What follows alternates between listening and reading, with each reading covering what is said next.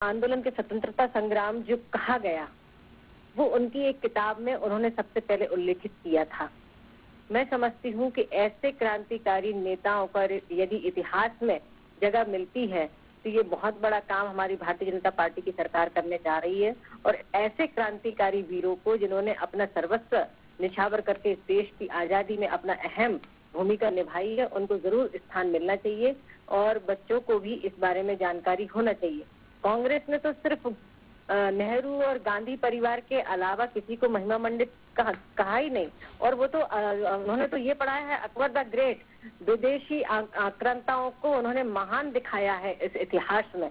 अब भारतीय जनता पार्टी की सरकार जो सच्चे मूल नायक थे स्वतंत्रता संग्राम के, उनको अब पढ़ाने जा रही है भारतीय जनता पार्टी की सरकार। ये हमें इस बात पर गौरव होना चाहिए और बहुत खुशी की बात है कि हम उन नायकों को भी पढ़ेंगे जिन्होंने अहम भूमिका इस स्वतंत्रता की आजादी में अपने आप को सर्वस्व निछावर करके निभाई।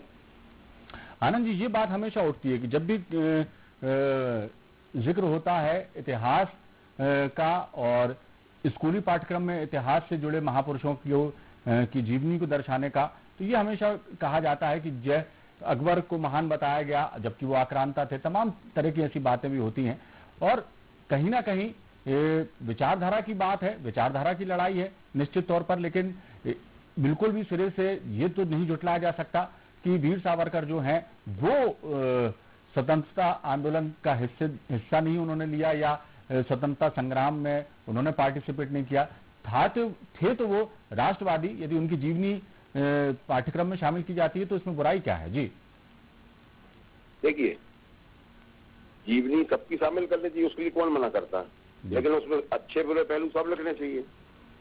और अगर आप मेरी बात से सहमत ना हो तो आप बताइए कि मैं अगर कोई बात गलत बोल रहा हूँ तो आप बताइए, क्योंकि आप तो चौथा स्तंभ हैं, आप तो इन सब चीजों को भली बात ही जानते हैं।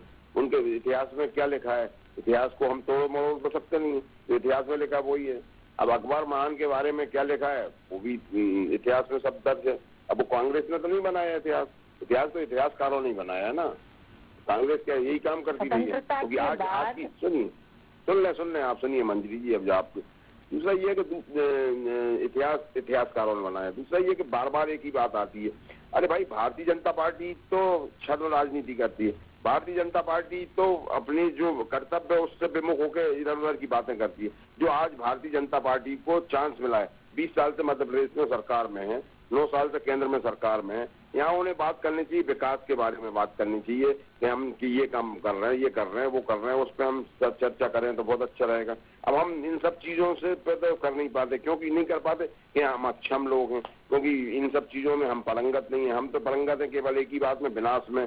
हम तो आग लगाने में पारंगत हैं, हम तो अंग्रेजों के मुखबिर रहे हैं। तो उन सब चीजों को यहाँ पर सब दर्शा रहा है कि जो सरकार 9 साल में 9 साल से केंद्र में काबिज है, और जो 70 साल पहले अगर देश की आजादी के बाद पंडित जवाहरलाल नेहरू ने जो चीजों को स्थापित की, जो 9 रत्न बनाए थे, उनको भी बेचने का काम कर रही है 9 सालों में। इसके अलावा कुछ नहीं किया, निर्माण कुछ नहीं कर पाए। निर्माण के नाम पर सब छोटी घोषणा है। एक छोटे छोटे कामों के लिए प्रधानमंत्री कहीं भी जाते हैं, एक ट्रेन चलाना तो उसके लिए प्रधानमंत्री के पास इतना टाइम है कि प्रधानमंत्री एक ट्रेन को हरी झंडी दिखाने के लिए आ रहा है। इससे ज्यादा शर्मनाक हमारे देश में क्या होगा? हिंदुस्तान विशाल देश है, संसार का सबसे बड़ा देश है।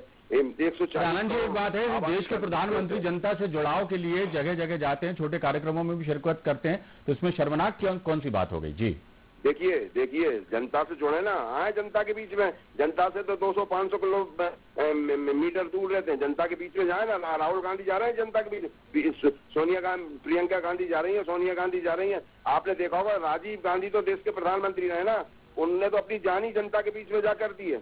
इंदिरा जी तो जो उन्हें खतरा था अपने अंगरक्षकों से, उनको हटाया नहीं और उनके बीच में ही उन्होंने अपने प्राणों। तो ये होता जो देश के प्रति लोगों की प्रेम भावना होती। तो प्रधानमंत्री कौन से जनता के बीच में जाके खड़े हो रहे हैं? भाई वो जा रहे हैं फोटो सेशन करवाने अपना, वो जा रहे हैं 500 मीटर दूर से हरी झंडी। चलिए विषयांतर हो रहा है, मुद्दे पे आइए। जी बिल्कुल आपने सही कहा, और मैं ये इनको बताना चाहती हूँ कि प्रधानमंत्री जी का जनता से सीधा जुड़ाव है। जनता के बीच वो जाते हैं, जनता से हर माह वो मन की बात करते हैं, जनता के लिए सोचते हैं, जनता के लिए दिन रात आज भारतीय जनता पार्टी की सरकार काम कर रही है, राष्ट्र के बारे में सोचते हैं।